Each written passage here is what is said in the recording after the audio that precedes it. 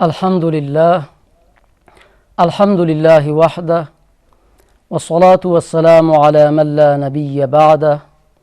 أما بعد، فأعوذ بالله من الشيطان الرجيم. بسم الله الرحمن الرحيم. فقد قال الله تبارك وتعالى في محكم كتابه وهو أصدق القائلين: وأقيموا الصلاة وآتوا الزكاة. الآية. صدق الله العظیم و صدق رسوله النبی الکریم. بینندگان و شنوندگان نهایت گرامی و ارجمند، برادران و خواهران مسلمان متدین و خداپرست که بیننده برنامه خود هستید، باز هم به دنباله همان بحث و موضوع قبلی خود که پیامی داشتیم به ترک کننده نماز جماعت، بحث امروزی خود را نیز دنبال خواهیم کرد. و پیش از این که ما وارد بحث و موضوع و قضیه دینی خود شویم، باید به عنوان سخنی مقدماتی و به عنوان پیشگفتار ما بدانیم که دین ما دین نصیحت و خیرخواهی است. چون پیامبر خدا صلی الله علیه و سلم در یکی از احادیث گوهربار خود برای تعلیم و آموزش امت اسلامی و برای تربیت و پرورش دینی و اخلاقی امت اسلامی، پیامبر خدا فرمودند: الدین النصیحه، دین نصیحت و خیرخواهی هست. صحابه کرام از پیامبر خدا صلی الله علیه و سلم پرسیدند: قلنا لمن یا رسول الله؟ ما گفتیم ای پیامبر خدا صلی الله علیه و سلم، این دین نصیحت و خیرخواهی برای چه کسانی هست؟ پیامبر خدا فرمودند: لله ولرسوله ولکتابه ولائمة المسلمین و عامتهم الحدیث، و کما قال علیه الصلاة والسلام. پیامبر خدا فرمودند که دین نصیحت برای خدا، برای پیامبر، برای کتاب پروردگار و برای پیشوایان مسلمان و همچنان برای عام مسلمان ها هست. بحث ما در ارتباط به همین قسمت آخری این حدیث هست که پیامبر خدا صلی الله علیه و سلم در آخرین قسمتهای این حدیث خود فرمودند که دین نصیحت خیرخواهی برای عام مسلمان ها هست.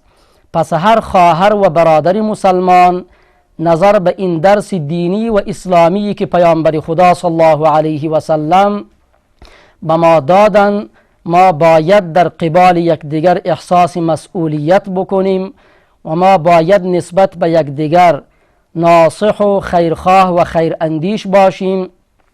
ما نسبت به یکدیگر در فکر فایده رساندن و سود رساندن به یکدیگر باشیم.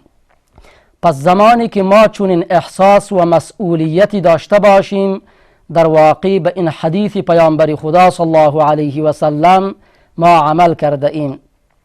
پس با احساس از همین درس اسلامی و با الهام و اقتدا و پیروی به همین درس اسلامی پیامبر خدا صلی الله علیه و سلم، من خواستم در این برنامه به دنباله برنامه قبلی که ما قبلا پیامی داشتیم به ترک کننده نماز جماعت در مسجد، بحث خود را باز هم ادامه بدهیم و به عنوان یک نصیحت و خیرخواهی برای برادر مسلمان و برای جوان مسلمانی که صحت و سلامت و عافیت هست، هیچ نوع مرض و مشکل شرعی ندارد، از نگاه جسم و بدن کاملا صحیح و سالم و تندرست می باشد و هیچ عذر و بهانه شرعی در اختیار ندارد، باید نماز خود را با جماعت در مسجد ادا بکند. چون پیامبر خدا صلی الله علیه و سلم در حدیث می فرمایند: لا یؤمن احدکم حتی یحب لاخیه ما یحب لنفسه. هیچ یکی از شما مسلمانها مؤمن و مسلمان حقیقی، واقعی و کامل شده نمیتواند تا زمانی که آنچه را برای خود دوست می‌دارد برای خواهر و برادر مسلمان خود دوست نداشته باشد. بله زمان ایمان ما کامل می شود و زمان ایمان ما ایمان واقعی و درست می باشد که ما آنچه را که برای خود دوست می داریم ما برای خواهر و برادر مسلمان خود هم دوست داشته باشیم. پس یک مسلمانی که واقعا وظیفه شناس و مسئولیت شناس هست، یک مسلمانی که واقعا دستور و فرمان الله و پیامبر را در زندگی روزمره خود عملی و پیاده می کند و روزمره در 24 ساعت در یک شبانه روز که 5 وقت نماز جماعت و فرض هست، 5 وقت نماز فرض را با جماعت در مسجد ادا می کند، چون این مسلمان متعهد و مسلمانی که خدا را به معنای واقعی شناخته و دستور او را در زندگی خود پیاده کرده، حتما خودش این را دوست دارد که نماز خود را در مسجد با جماعت ادا بکند. پس این احساس و مسئولیت را هم باید در قبال برادر مسلمان و جوان و نوجوان مسلمان هم داشته باشد که او را هم ترغیب و تشویق بکند، او را هم انگیزه بدهد و او را هم دعوت بکند و فراخوان بدهد و او را نصیحت و خیرخواهی بکند و او را ارشاد و راهنمایی بکند و بگوید که برادر مسلمان، جوان مسلمان، این که تو مانند زنها و مانند خواهران که اونها از نگاه شرعی مأموریت دارند که در خانه های خود نمازهای خود را بخوانند، ولی تو که مرد هستی، تو که جوان هستی، تو که صحت و سلامت هستی، تو که از نگاه جسمی و از نگاه صحی کدام مشکل و کدام عذری نداری، پس برای تو شایسته و مناسب نیست که مانند زنان مسلمان و مانند خواهران و مادران مسلمان و مانند دختران مسلمان تو در خانه نمازی فرض را ادا بکنی. پس ما باید چنین احساس و مسئولیتی را در قبال خود و برادران خود باید داشته باشیم و ما باید بفهمیم که ما به عنوان یک انسان و بشر هیچگاه از لغزش و اشتباه، از معصیت و نافرمانی و از خلاف ورزی در برابر دین خدا ما هیچگاه خالی نبوده ایم. اگرچه ما قصداً نمیخواهیم، ما خدای نکرده، ما قصداً نمیخواهیم پروردگار خود را ما حتما ناراض و خفه بکنیم، ولی در نتیجه همین نفس اماره بسو، در نتیجه همین شیطانهای انسی و جنی که در اطراف و پیرامون ما، در وجود ما شیطانهای جنی قرار دارند، ما را وسوسه و تبلیغات میکنن که حالا جوان هستی، حالا فرصت زیاده هست و زمانی که سن و سال بالایی پیدا کردی و باز میتوانی که به اصطلاح بعضی ها صوفی شوی و باز در گوشه و کنار مسجد قرار بگیری و نمازها را با جماعت ادا بکنی. این در واقع زمزمه های شیطانی هست و تیره های زهر آلودی هست که در قلب انسان اصابت می کند و انسان را به انحراف و گمراهی می کشاند. ولی یک انسان مسلمان چون این زمزمه های شیطانی را گوش فرا نمی دهد و چون این تیره هایی که از طرف دشمن به سوی قلب یک مسلمان پرتاب می شود، انسان با سپر ایمان در مقابل او مقاومت می کند، سیستم دفاعی بدن خود را تقویت می کند و این تیره ها را کشف و خنثی می نماید. انسان زیر بار تبلیغات و مسئولیت و انسان زیر بار تبلیغات و وسوسه های زهر آلود شیطان انسان هیچگاه قرار نمی گیرد. بلی اگر به مقتضای طبیعت بشری، به مقتضای طبیعت انسانی، اگر گه و ناگه تیر شیطان در وجود ما اصابت کرد، زمزمه ها و وسوسه ها و تبلیغات زهر آلود شیطان در وجود ما تأثیرات منفی بجا گذاشت، ما اگر به مدت چند شب و چند روز ما نماز خود را در خانه بدون جماعت ادا کردیم، زمانی که ما متوجه شدیم باید از این لغزش و اشتباهی که کردیم، از این معصیت و نافرمانی که ما مرتکب شدیم اجتناب و پرهیز بکنیم، ما توبه بکنیم، بار دیگر مجددا به سوی پروردگار خود رجوع بکنیم و ندامت و پشیمانی داشته باشیم و یک بار دیگر مجددا با پروردگار خود ما عهد و پیمان ببندیم که بعد از این من تصمیم دارم همان گونه ای که تو فرمان و دستور داده ای، همان گونه ای که پیامبرت دستور داده است، همان گونه ای که دین مقدس اسلام به من دستور و فرمان داده است، من بعد از این بدون اینکه کدام عذر شرعی و معقول پیش بیاید، من در صورتی که صحت و سالم باشم نماز خود را با جماعت در مسجد ادا می کنم.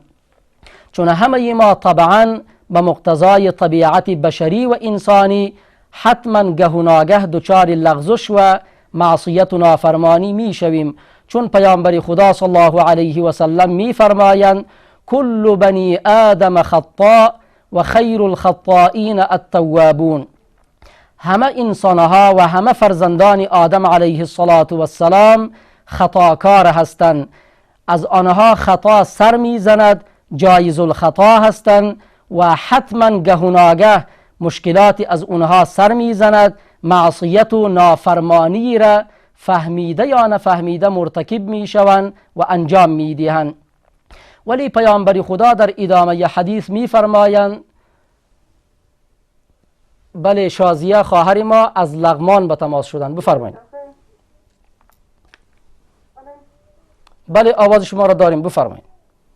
داسې مې پوښتنه ده چې زموږ یو ورور دی، نر پلار هم نشته ده، یوه مور هم ده، درې مراره مینه خفه وه، زه درې وارې زه ورغلم، مې اختر کې زنګ وهه، د څرمشې اختر کې مې ورته امبر ګټلي وو، اختر هغه څرمشې مې ورسره وکړه، خو بس د خپل خواړه مو چې خلاصه کړه، درې وارې د سړي مې ورته زنګ وهه، کور ته مې راوغوښتل، لږ مینه خفه وه، درې وارې مونږ د مور سره غوښتل چې مونږ په خلاص شو، دا مور چې مونږ نه په خلاص شي، دا مور چې مونږ نه په خلاص شي، په دې کې زه ملامت یم که دا چې مونږ ته یو کار بیا راغوښتلي، یا پلار هم چې ناراضه و، یا هغه خو بیا هم مور دا مونږ ورسره ښه کوو، په ښو کې نه کېږي، بیا هر څومره ښه وکړو بېرته دا نه، مور راته داسې راغلي چې زه ښه کوم په ټولو کې نه پوهېږي، ورسره راته ورسره وکړو، بیا مونږ پیغمبري دي که دا د دې جواب.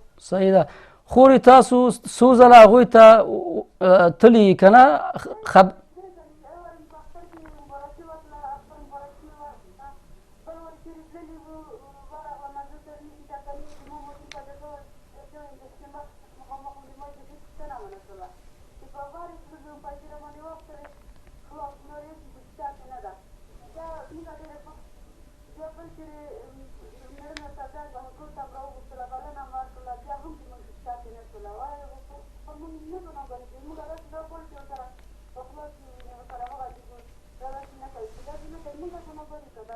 او سمه ده خوري، ما از تاسو مطلب واخیست. په خیر اوسئ. خواهر ما سوالی داشتن، ما به پشتو جوابشان بتم تا که متوجه شون. خوري دغه یو مسلمان ورور یا خور سره خبرې نکول، دغه حدیث کې راځي تر دغه درې شپې ورځې پورې دغه رسول الله صلی الله علیه وسلم یو سړي ته، یو خور ته، یو مسلمان خور او ورور ته اجازت ورکړي دي که دغه د طبیعت په مقتضا باندې، دغه طبیعت بشري په مقتضا باندې که څه مشکلات منځ ته راځي او یو بل سره بیا خبرې نه کوي، دغه تر درې شپې ورځې پورې جواز ورته لري. که له دې نه پرته یو ورور یو خور یو بل سره خبرې نه کوي، یو بل سره داسې هغوی ارتباط خرابي، دوی بیا ملامت کیږي، دغه شرعي له لحاظ څخه دوی ګناهګاریږي. هغه حدیث کې راځي څوک چې خپل ورور مسلمان سره او خپل خور مسلمان سره چې خبرې نه کوي، د هغوی دغه اعمال معلق پاتې کیږي، داسې ځلند به او خدای پاک ته اوچتیږي نه. له دې وجې نه یو مسلمان ورور دی که خور دی دا تلاش او کوشش او هڅه وکړي چې یو بل سره د خبرې او دغه ارتباطونه قطع ونه کړي. که داسې قطع وکړو، بیا کوم مسلمان چې مخته کیږي هغه خپل مسلمان ورور سره یا خور سره خبرې کوي، دغه مسؤلیت له دې څخه بیا ختمیږي. او که طرف مقابل چې ورسره خبرې نه کوي، دغه مسؤلیت هغې ته بیا پاتې کیږي، هغه بیا خدای پاک سره خپل حساب بیا تصفیه بکی، هغه خدای پاک په نیز باندې گناهگار دی. امیدوار هستم که خواهران و برادران مسلمان ما مطلبی این سوال و پرسشی را که خواهر ما کردن گرفته باشند. اگر یک خواهر و یک برادر مسلمان با هم در میانشان شکررنجی و مشکلاتی به وجود می آید، پیامبر خدا صلی الله علیه و سلم به مقتضای طبیعت بشری تا به مدت 30 شبانه روز اجازه دادن که اگر اینها با هم صحبت نکنن و قطع رابطه داشته باشن اینها گناهگار نمی شوند و در این مدت هم تلاش و کوشش بکنن که این مشکل را از میان بردارن. اما بعد از 30 شبانه روز اگر یک خواهر و برادر مسلمان، اگر یک مسلمان با یک برادر و خواهر مسلمان خود صحبت نمی کند، در این شکی نیست که هر دو طرف گناهگار می باشند و چقدر اعمالی که اینها انجام می دهند اعمالشان در حضور پروردگار معلق می باشد، مورد قبول و پذیرش قرار نمی گیرد. در این شکی نیست اگر یک مسلمان پیش قدم شود و سلام بدهد و همچنان رابطه برقرار بکند، این مسلمان مسئولیت از عهده او ساقط می شود و فقط طرف مقابل گناهگار باقی می ماند. بسمینه خواهر ما از کابل به تماس شدن، بفرمایید.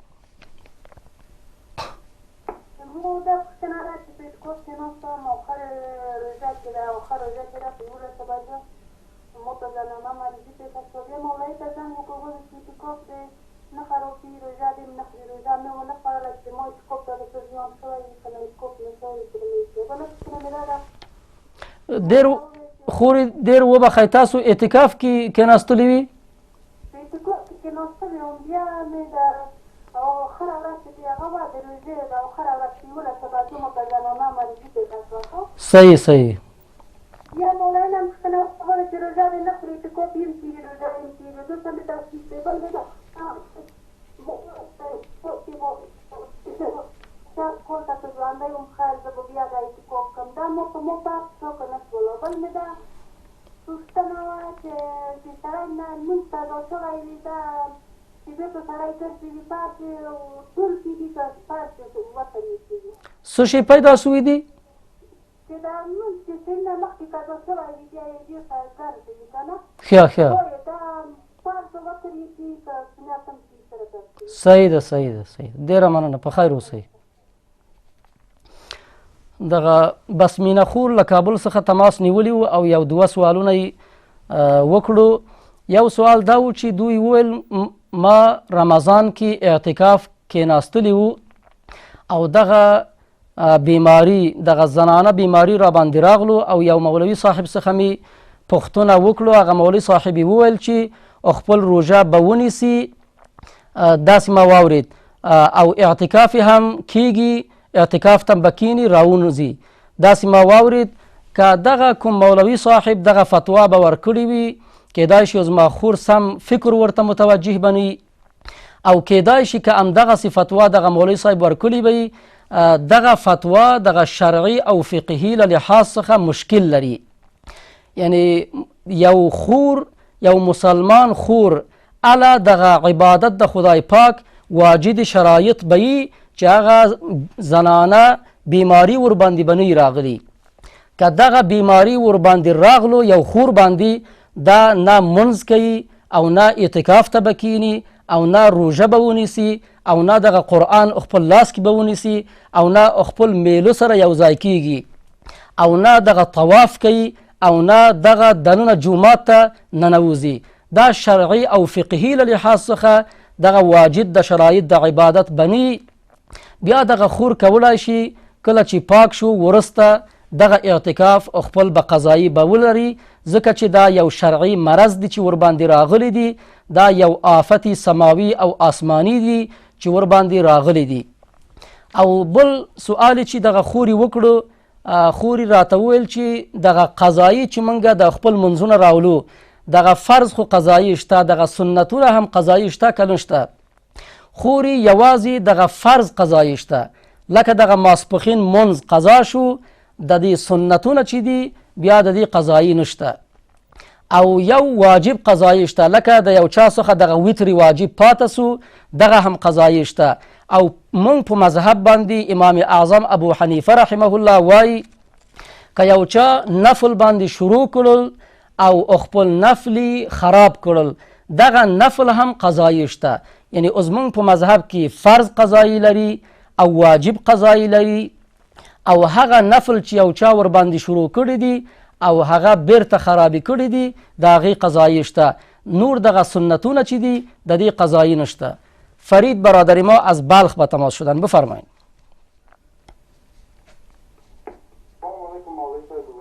و علیکم السلام و رحمت الله و برکاته.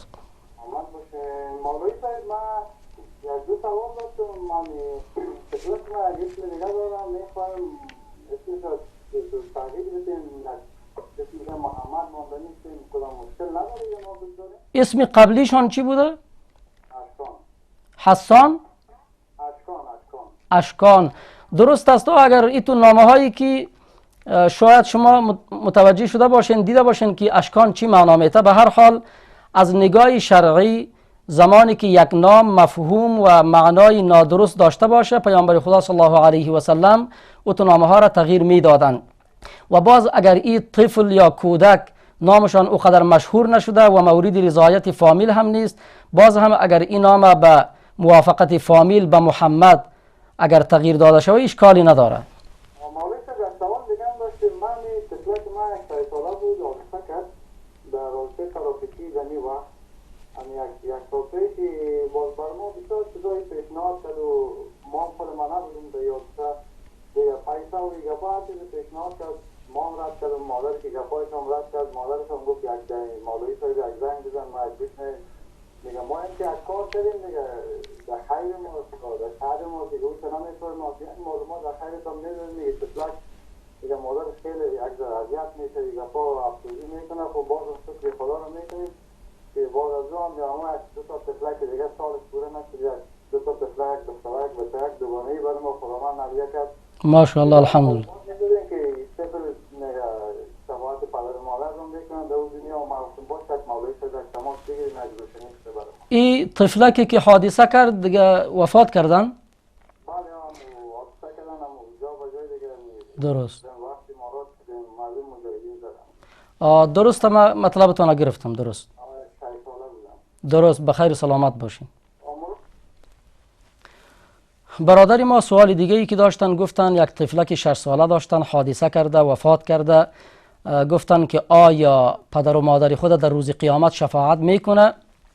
بلی، در این شکی نیست. زمانی که یک طفل و کودک پیش از اینکه بالغ شوه و وفات میکنه در نتیجه هر نوع حادثه ای که باشه، زمانی که یک طفل و کودک خود را یک خانواده مسلمان از دست میدهند، در واقع این یک سرمایه معنوی و آخرتی هست. پیامبر خدا صلی الله علیه و سلم برای مسلمان هایی که یک طفل خود از دست دادن، 2 طفل خود از دست دادن، چنانچه که در احادیث می آید، حتی راوی حدیث می گوید اگر از پیامبر خدا می پرسیدم که 3 طفل، باز هم پیامبر خدا جواب می دادن. به هر حال اگر یک طفل خود را، 2 طفل خود را، 3 طفل خود را یا چند طفل را یک خانواده مسلمان در خردی و کودکی از دست داده باشند، در شکی نیست که در حق پدر و مادر خود در روز قیامت این اطفال و کودکان شفاعت میکنند.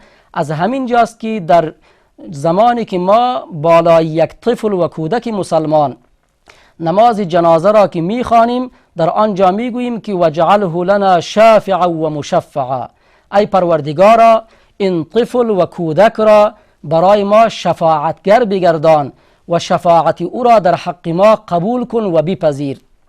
ما در نماز جنازه هم همین مطلب را دعا می کنیم. یعنی نه تنها که این طفل و کودک برای پدر و مادر خود شفاعتگر هست، حتی ما مسلمان ها در جنازه این دعا را می کنیم که بار الها و پروردگارا این طفل و کودک را در حق ما مسلمان هایی که در این جنازه شرکت کردیم نیز شفاعتگر بگردان و شفاعت او را در حق ما قبول بکن. خالد برادری ما از کابل به تماس شدن، بفرمایید. شکر است، الحمدلله. بخیر و سلامت باشید. اینا مردم هم میگن که از فضای مجازی میتونه مردم استفاده کنه و شاید درست وقتی موبایل ها فیلم های سکتر خواندن ها زهره کرد خیلی مولوی صاحب میای مردم نماز میدن انی از لحاظ شرعی چی جواز داره؟ درست است، مطلبتان را گرفتم. برادری ما سوال کردن، گفتن کسی حتی شاید امام باشه در مسجد، در داخل موبایل او شاید فیلم های نادرست و ناشایسته وجود داشته باشد و باز هم با این وجود پیش نماز و امام مردم هست، از نگاه شرعی و فقهی چه حکم دارد؟ یعنی آیا پشت چنین مسلمانی، پشت چنین امام و پیش نمازی اقتدا کرده شود، نماز خوانده شود یا خیر؟ در حدیث پیامبر خدا صلی الله علیه و سلم فرمودند صلوا خلف کل بر و فاجر. و همچنان در موضوع جهاد هم پیامبر خدا صلی الله علیه و سلم همین مطلب را بیان کردند که شما پشت هر انسان نیکوکار و هر انسان بدکار نماز بخوانید و همچنان با هر امام و با هر فرمانروایی که فاجر و بدکار هست و نیکوکار هست با او جهاد بکنید، یعنی در صف او و در زیر فرمان او قرار بگیرید، با کفار و دشمنان دین خدا جهاد بکنید. ببینید ما اهل سنت و الجماعت عقیده و باور به این داریم که فقط و فقط انبیاء علیهم السلام از گناهان معصوم و پاک هستند، از گناهان صغیره و کبیره. ولی بغیر از انبیاء علیهم السلام هر انسانی که باشد، حالا چه برادر عوامی ما، چه خواهر عوامی ما، چه برادر و خواهر عالم و دانشمند ما، هر کسی که باشد به مقتضای طبیعت بشری، چنانچه که من قبلا هم گفتم، گه و ناگه بعضی از معاصی و گناهان از او سر میزند. ما اگر به این فکر باشیم که مثلا یک شخص پیش نماز هست، هیچ گناه و اشتباه نمی کند، در واقع ما خود در چنین تفکر و اندیشه‌ای که داریم ما بر خطا و اشتباه استوار هستیم. ما هر مسلمان را به این دیدگاه باید بنگریم که ما در حق او گمان نیک و خوب داشته باشیم. وقفه کوتاهی داریم، پس از وقفه که باز هم دوباره در خدمت شما خواهران و برادران گرامی قرار خواهیم داشت، ان شاء الله که تا آخری برنامه ما را همراهی بکنید و برنامه را با هم ان شاء الله که پیش خواهیم برد. بسم الله الرحمن الرحیم. باز هم پس از وقفه کوتاهی که داشتیم در خدمت شما خواهران و برادران گرامی خود قرار داریم و موضوع و قضیه مورد بحث را که پیام به ترک کننده نماز جماعت هست مورد بحث و بررسی قرار خواهیم داد. و میاییم پیش از این که وارد بحث شویم بار دیگر با سؤال و پرسشی که توسط برادر ما خالد مطرح شد، با این سؤال و پرسش پاسخ میدهیم.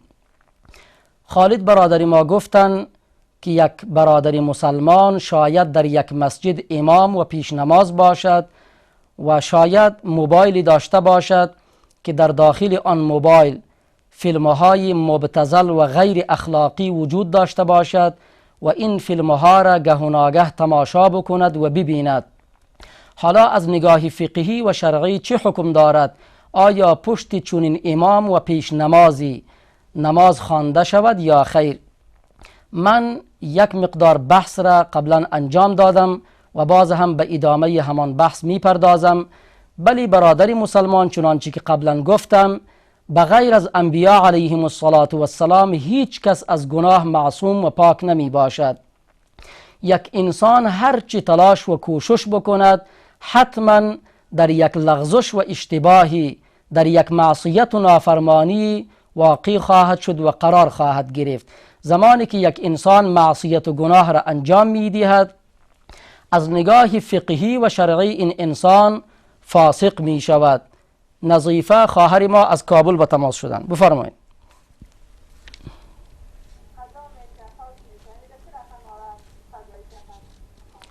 خواهر گرامی آوازتان درست نشنیدیم، یک بار دیگه تکرار بکنیم.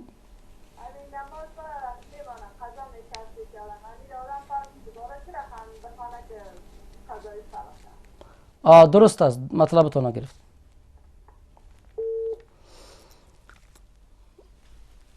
زمانی که یک معصیت و نافرمانی را انسان انجام می دهد به عنوان فاسق شناخته می شود، یعنی یک انسان فاجر، فاسق، نافرمان و کسی که در خلاف دستور الله و پیامبر حرکت کرده. و زمانی که انسان فاسق می شود، فقهای کرام از نگاه فقهی فتوا دادن که امامت انسان فاسق مکروه است. یعنی به این معنا که اگر پشت همین امام اگر واقعا با اسناد و مدارک ثابت شود که یک امام همین حالت و وضعیت را دارد، پشت همچو یک امام نماز خواندن جایز هست. اگر ما نماز بخوانیم نماز ما ادا می شود، مسئولیت ما برداشته می شود، ولی مکروه هست. یعنی نماز ما یک نمازی با کیفیت نیست، یک نمازی که اجر و پاداشی بیشتر داشته باشد نیست. پس زمانی که چنین حالت پیش می آید، یک مسلمانی که وضعیت یک برادر خود را در یک مسجد می فهمد که همین وضعیت را دارد، بهتر است اگر دلش آرام نمی گیرد در مساجدی که به او نزدیکتر هستند و جایی که قلب او مطمئن هست و آرام می گیرد، پشت یک امام دیگر برود و نماز خود را در آنجا ادا بکند. محمد عظیم برادر ما از ایران به تماس شدن، بفرمایید.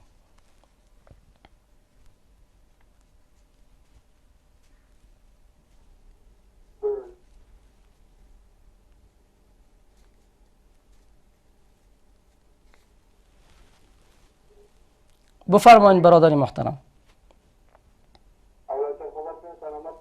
شکر است، الحمدلله بخیر و سلامت باشین. شما هم خوب هستین ان شاء الله؟ الحمدلله. بفرمایید. سوال داشتم کسی با یک خانومی در اصطلاح اگر زنا کرده باشه، خواهرزاده وره یا برادرزاده وره به نکاح گرفتن میکنه یا نه؟ درست مطلبتون گرفتم.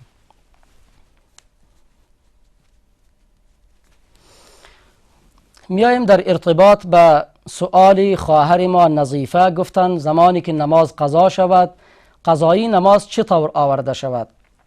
بله، زمانی که یک نماز را یک خواهر یا یک برادر مسلمان قضا می کند و زمانی که می خواهد نماز را قضایی بیاورد، در اوقاتی که 3 وقت مکروه است. یکی وقت طلوع است تا زمانی که آفتاب طلوع نکرده باشد، بعد از اینکه نماز صبح خوانده می شود تا زمانی که آفتاب به اندازه 1 نیزه طلوع نکرده باشد.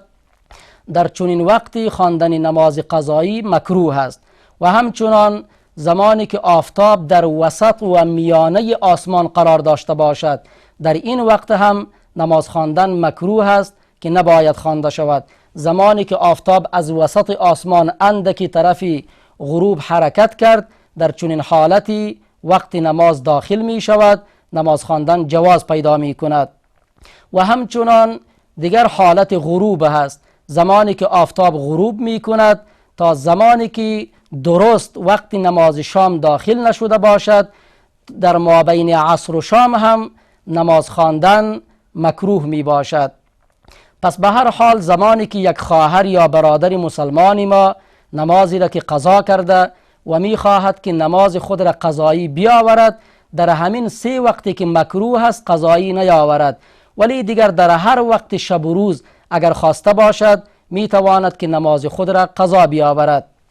و طریقه قضا آوردن هم همان هست که اذان و اقامت می گوید، به این معنا که اول اذان می گوید و بعد از آن تکبیر و اقامت می گوید و بعدا نیت نماز قضایی خود را می کند، نماز قضایی خود را قضا می آورد و دیگر کدام ترتیب و کیفیت خاصی وجود ندارد. فقط همین مقدار فهمیده شود که ما در یک وقت مکروه نماز خود را قضایی نیاوریم. محمد عظیم برادر ما از ایران به تماس شدن و گفتن اگر کسی با یک زن عملیه نامشروع را انجام بدهد، زنا بکند، آیا با خواهر او طوری که من شنیدم ازدواج کردن درست هست یا خیر؟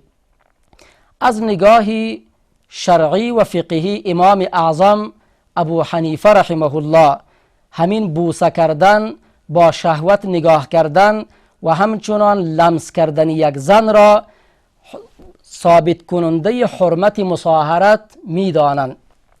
به این معنا اگر کسی به یک زن با شهوت حتی نگاه بکند یا حتی با شهوت یک زن را لمس بکند، حتی با شهوت یک زن را بوسه بکند، دیگر اصول و فروع همین زن برای این مرد و اصول فروع این مرد برای آن زن حرام می شود. یعنی در میان اینها به اصطلاح داماد خسوری ثابت می شود. ولی یکی مذهب امام شافعی رحمه الله هست که امام شافعی رحمه الله می فرماید که حرمت مصاهرت یا داماد خسوری به این کارها ثابت نمی شود.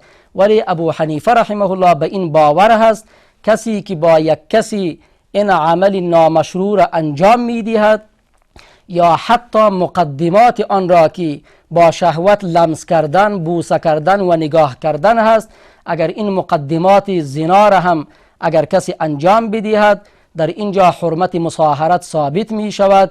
دیگر با هیچ یک اصول و فروع او به این معنا که دیگر با دختر او این مرد نمی تواند ازدواج بکند، با مادر او نمی تواند ازدواج بکند و همچنان طرف مقابل هم آن زن نمی تواند با پدر این مرد و یا پسر این مرد و یا هم دیگر موضوعاتی که اینجا هست که اصول و فروع هست با اینها ازدواج بکند. از نگاهی فقه حنفی دایره این موضوع خیلی ها تنگ هست و خیلی ها احتیاط لازم هست و یک مسلمان، یک خواهر و برادر مسلمان خیلی ها متوجه این موضوع باشد که از نگاه فقهی و شرعی خیلی ها یک موضوع داغ و حساس و خطرناکی هست. بیاییم در ارتباط به ادامه بحث خود. بحث ما در همین ارتباط بود که هیچ یک انسان مسلمان از لغزش و اشتباه خالی نمی باشد. طبعا انسان به مقتضای طبیعت بشری مرتکب معصیت و گناه می شود. مثلا یکی از همین معاصی و گناهانی که یک انسان انجام می دهد همین نرفتن و ترک کردن نماز جماعت در مسجد هست. پیامبر خدا صلی الله علیه و سلم در حدیث می فرمایند والذی نفسی بیده، سوگن به ذاتی که، سوگن به خدایی که روح و روان من در دستان بلا کیف اوست، لو لم تذنبوا لذهب الله بكم، اگر شما مرتکب گناه نشوید الله متعال شما را میبرد. ولجاء بقوم یذنبون، گروه و مردمی را می آورد که اونها گناه میکنن، فیستغفرون الله، بعد از گناه کردن از خداوند درخواست مغفرت و آمرزش میکنن، فیغفر لهم، الله متعال گناهانشان را چه صغیره و کبیره باشد بعد از این که توبه کردن و استغفار کردن الله متعال می بخشد. در این حدیث هم پیامبر خدا صلی الله علیه و سلم طبیعت بشری و انسانی را بیان کردن. یعنی به مقتضای طبیعت بشری طبعا انسان زنا می کند، طبعا انسان شراب می نوشد، طبعا بعضی از انسانها دزدی می کنند، طبعا بعضی از انسانها قتل می کنند، غارت و چور و چپاول می کنند، شاید غصب و زورگیری بکنند، مال خواهر و برادر مسلمان خود را به یغما و تاراج ببرند، شاید یک خواهر و برادر مسلمان خود را تهمت بزنند، غیبت بکنند، توطئه بکنند و همچنان جرایم و جنایات دیگری را در قبال یکدیگر مرتکب شوند و انجام بدهند. پس مطلب پیامبر خدا صلی الله علیه و سلم از این حدیث این نیست که ما انسانها را تشویق به گناه کردن بکنن، بلکه مقصود پیامبر خدا این هست که طبیعت انسان و بشر را بیان کردن. ولو که یک مسلمان هم باشد، با تقوا و خدا ترس هم باشد، ولی و دوست خدا هم که باشد، از او هم امکانی خطا و اشتباه هست، امکان دارد که یک خطا و لغزش و اشتباهی از او سر بزند. الله متعال در آیه از قرآن می فرماید و اسبغ علیکم نعمه ظاهرة و باطنه، الله متعال نعمتهای ظاهری و باطنی خود را بر شما تکمیل نموده است. ما نعمتهای ظاهری و باطنی پروردگار را با خود و در اختیار خود داریم. یکی از نعمتهای باطنی پروردگار که مفسرین کرام این آیه را تفسیر کردند همین هست که ما مسلمانها مرتکب جرایم و جنایات بیشماری می شویم، ما مرتکب معاصی و گناهان زیادی می شویم، ولی الله متعال این گناهان را ستر می کند و می پوشاند و هیچ یک بنده مسلمان از جرم و جنایتی که ما کردیم و انجام دادیم آگاه و مطلع نمی باشد.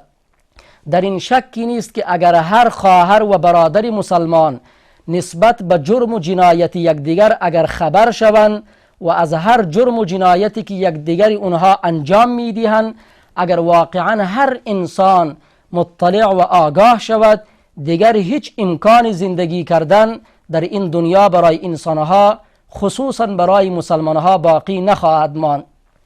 شاید ما از یک خواهر یا برادر مسلمان خود آگاه شویم که یک جرم و گناه بزرگی را انجام داد، دیگر شاید ما با او صحبت نکنیم، شاید با او همکاسه نشویم و در یک کاسه با هم غذا نخوریم، شاید هم مشکلات دیگری در جامعه به وجود بیاید. این خود یکی از نعمتهای بزرگ پروردگار هست، با وجودی که ما سراپا پر از گناه و معصیت هستیم، ولی باز هم هیچ کس از خیلی از گناهان ما کدام اطلاع و آگاهی ندارد و ما نسبت به یکدیگر حسن ظن و گمان نیک داریم و یکدیگر را به عنوان یک انسان خوب، یک خواهر و برادر خوب میشناسیم، با یکدیگر احترام متقابل داریم، ما یکدیگر را به آغوش گرم صمیمی و اسلامی ما استقبال میکنیم و میکشیم. اینجا هست که زندگی ما رونق و زیبایی دارد، ما در یک وضعیت بهتر میتوانیم ما زندگی بکنیم. از اینجاست که پیامبر خدا صلی الله علیه و سلم هم در فضیلت ستر و پرده پوشی در حق یک خواهر و برادر مسلمان احادیث زیادی دارد. پیامبر خدا می فرمایند من ستر مسلما ستره الله، کسی که یک خواهر و برادر مسلمان را ستر بکند الله متعال در روز قیامت چنانچه که بیان کردم و همچنان در دنیا هم او را ستر می کند و پرده پوشی می نماید. ولی اگر یک خواهر و برادر مسلمانی را ما می شناسیم که یک بار دو بار یا چند بار یک جرم و جنایتی را انجام داده ولی بعدها توبه کرده پشیمان شده و ما هم خبر داریم که دیگر این گناه را انجام نمی دهد، توبه کرده و دیگر پشیمان هست، ما نباید همین گناه برادر و خواهر مسلمان خود را ما جهانی بکنیم، ما او را در شبکه های اجتماعی پخش و نشر بکنیم، ما عفت و پاک دامنی یک برادر و خواهر مسلمان خود را در میان جامعه و اجتماع زیر سؤال ببریم، ما حیثیت و ارزش و آبروی یک خواهر و برادر مسلمان خود را زیر سؤال ببریم. در چنین صورتی زمانی که گناه را کرده و انجام داده ولی بعدها پشیمان شده توبه کرده، اگر ما همین گناه خواهر و برادر مسلمان خود را ستر بکنیم الله متعال از ما راضی و خشنود می شود. الله متعال در دنیا و آخرت گناهان ما را ستر می کند و بر او پرده می اندازد. ولی اگر یک مسلمانی که مجرم متکرر هست، ولی اگر یک مسلمانی که جامعه و اجتماع را به فساد می کشاند، یک انسانی که واقعا نمی خواهد همین جرم و جنایت از بین برود بلکه در فکر تقویت آن، رشد و شگوفایی آن و در فکر ترویج و گسترش آن هست، در اینجا هست که فقها میگویند در چنین صورتی چنین مسلمانی که مجرم متکرر هست اگر او را کسی به مردم اطلاع میدهد تا اینکه او شخص از همین جرم و جنایت خود پشیمان شود، دست بردار شود و دیگر چهره واقعی او برای همه مردم مورد شناخت قرار بگیرد، از نگاه شرعی این حالت جواز دارد. ولی خواهر و برادر مسلمان ما که یک بار و دو بار یا 30 بار گناهی را کرده و پشیمان شده توبه کرده، ما در صدد رسوا کردن و رسوایی او نباید باشیم، چون در حدیث پیامبر خدا صلی الله علیه و سلم می فرماید کسی که به دنبال عورتی خواهر و برادر مسلمان خود باشد، کسی تعقیب و دنبال می کند که یک خواهر و برادر مسلمان خود را در میان مردم رسوا بکند و او را شرمنده و خجالت زده بکند، الله متعال همین انسان را، همین انسان تعقیب کننده و دنبال کننده را در وسط خانه و در مابین خانه خودش هم الله متعال او را رسوا می سازد. پس خودش به یک گناه مبتلا می شود در وسط و مابین خانه خود که همه مردم از آن جرم و جنایت او خبر می شوند و سرانجام آن شخص خودش رسوا و ذلیل می شود. پس ما طبیعت زندگی خود را باید درک بکنیم، طبیعت بشری و انسانی خود را درک بکنیم. ما حد و مرز خود را باید بشناسیم. ما فکر نکنیم که ما نعوذ بالله مانند انبیاء علیهم السلام از گناه معصوم و پاک هستیم، اصلا گناه نمی کنیم. ما فکر نکنیم که خواهر و برادر مسلمان ما فرشته است، هرگز گناهی از او سر نمی زند. نه، چنانچه که قبلا حدیث را خواندم، پیامبر خدا می فرمایند کل بنی آدم خطا، هر فرزند آدم چه مرد و چه زن اشتباه کننده و مرتکب خطا می شود و خیر الخطائین التوابون، و بهترین اشتباه کنندگان و بهترین خطا کنندگان کسانی هستند که توبه می کنند. پس یک انسانی که توبه می کند در واقع از همان گناهی که کرده و انجام داده پاک و پاکیزه می شود. پیامبر خدا می فرمایند التائب من الذنب کمن لا ذنب له، کسی که از گناه توبه می کند چنان از گناه پاک می شود که گویا گناهی نداشته باشد، گویا اصلا گناهی را مرتکب نشده و انجام نداده باشد. ما اگر یک خواهر و برادر مسلمان خود را در یک وضعیت یا موقعیت خاص دیدیم که یک جرم و جنایتی را انجام داد، اما ما از حالت یا وضعیت بعدی او چی خبر هستیم؟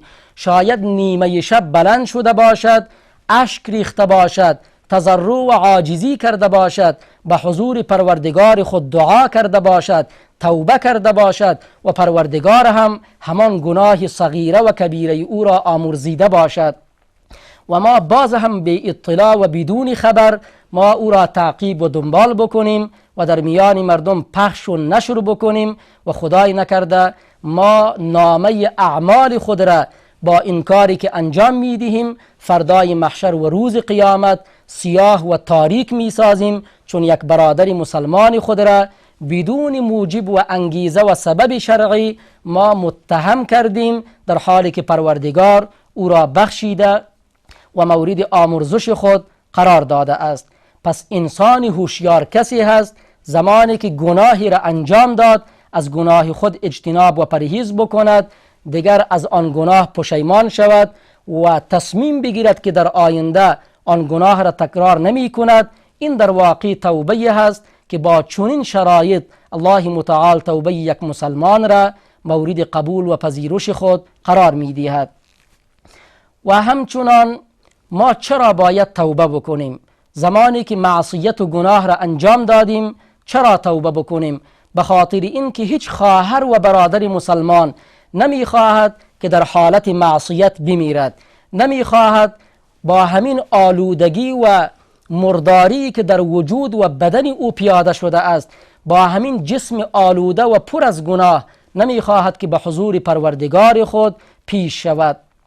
پس در واقع توبه یک نسخه شفا بخش است، در واقع توبه یک انتیبیوتیک یا در واقع یک میکروب کش یا در واقع یک نسخه هست که تماما همین جراثیم، میکروبها و مواد مضر و آلوده کننده که جسم ما را آلوده و خراب ساختند، ضعیف ساختند، بی کیفیت و بی نشاط ساخته است. ما دیگر لذت عبادت و بندگی را درست درک نمی کنیم، ما در منجلاب از فساد و مشکلات و بدبختی و ذلت قرار گرفته ایم.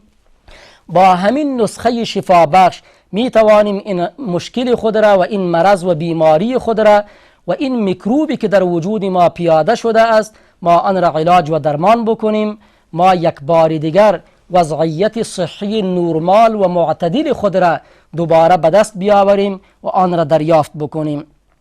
به همین خاطر هست که ما تلاش و کوشش بکنیم هر لحظه‌ای که یک گناه از ما سر میزند ما تأخیر نکنیم، امروز و فردا نکنیم، تلاش بکنیم که جا به جا از همان گناه خود توبه بکنیم. بحث ما در ارتباط به کسی بود که نماز جماعت را ترک می کرد. ترک نماز جماعت هم یک نوع اشتباه است، یک نوع معصیت و نافرمانی هست. هر برادری مسلمانی ما که در طول عمر خود چند روز یا چند هفته یا چند ماه یا چند سال این جرم و جنایت و این معصیت و گناه را انجام داده، پس بهتر است که زمانی که متوجه می شود از این گناه خود توبه بکند تا نشود با همین نمازهایی که قضا کرده یا نشود با همین نمازهایی که در نماز جماعت او را ادا نکرده به پیشگاه پروردگار پیش شود و در پیشگاه پروردگار مورد حساب و کتاب سنگین قرار بگیرد و خدای نکرده الله متعال در برابر این کار کردی او الله متعال او را جزا و کیفر بدهد. و همچنان ما باید بفهمیم که هدف از خلقت ما در این دنیا چیست. ما چرا در این دنیا خلق و آفریده شده ایم؟ آیا خلقت و آفرینش ما رمز و رازی دارد؟ حکمت و فلسفه دارد؟ آیا هدفی دارد؟ یا ما بدون هدف در این دنیا پیاده شده ایم، خلق و آفریده شده ایم؟ در این شکی نیست. الله متعال هدف ما را در آیه از قرآن عظیم و شن بیان می کند. و ما خلقت الجن والانس الا لیعبدون. الله متعال می فرماید من انسانها و جنیات را نیافریده ام مگر برای این که مرا بپرستند، مرا عبادت بکنن و مرا بشناسن. پس ما به خاطر عبادت و پرستش پروردگار، به خاطر معرفت و خداشناسی در این جهانی هستی خلق و آفریده شده ایم و از کتم عدم به صحرای وجود ما پیاده شده ایم. حالا یک مسلمان باید این مسئولیت خود را درک بکند و همچنان باید بفهمیم که ما در این دنیا فقط و فقط برای امتحان و آزمون آفریده شده ایم. ما در واقع در هر حالت از زندگی که قرار داشته باشیم ما زیر امتحان و آزمایش پروردگار خود قرار داریم که آیا در برابر مشکلات و مصیبتها صبر می کنیم یا خیر؟ آیا زمانی که نعمتهای بیشماری را در اختیار داریم در مقابل نعمتها شکر و سپاس پروردگار خود را به جای می آوریم یا خیر؟ یا اینکه ما نافرمانی پروردگار خود را می کنیم، به پروردگار خود کفر می ورزیم، یا اینکه طاعت و بندگی و فرمانبرداری الله متعال را انجام می دهیم؟ در این شکی نیست یک انسانی که معصیت می کند، یک انسانی که کفر و شرک می ورزد و از این کارهای خود توبه نمی کند در واقع مشکلات زیادی دامنگیری او خواهد شد. اما یک انسانی که متعهد باشد، مسئولیت شناس باشد، هدف و رمز و راز زندگی خود را درک کرده باشد و این انسان هست که با هدف زندگی می کند، معصیت و نافرمانی پروردگار را در قدم اول انجام نمی دهد. اگر باز هم به مقتضای طبیعت بشری در نتیجه نفس اماره بالسوء و همچنان در نتیجه همین شیطانهای انسی و جنی اگر انسان معصیتی را مرتکب شد و انجام داد فوراً از آن توبه می کند. و همچنان اگر یک مسلمان به مقتضای طبیعت بشری انسان چند وقت غفلت کرد، نمازها را با جماعت ادا نکرد، زمانی که به هوش می آید از خواب غفلت بیدار می شود و متوجه مسئولیت و هدف زندگی خود می شود، اینجا هست که فوراً توبه می کند و به سوی پروردگار خود رجوع و بازگشت خود را اعلام می دارد. یک مسلمانی واقعی چنین وضعیت و زندگی را می داشته باشد. برنامه ما در همین جا به پایان رسید و تا برنامه های بعدی که باز هم اگر خواست خدا بود در خدمت شما قرار خواهیم گرفت. همه شما را به الله واحد و یکتا می سپارم. شب و روزی موفق و پر از سعادت و خوشبختی شامل حالتان باد. السلام علیکم و رحمت الله و برکاته.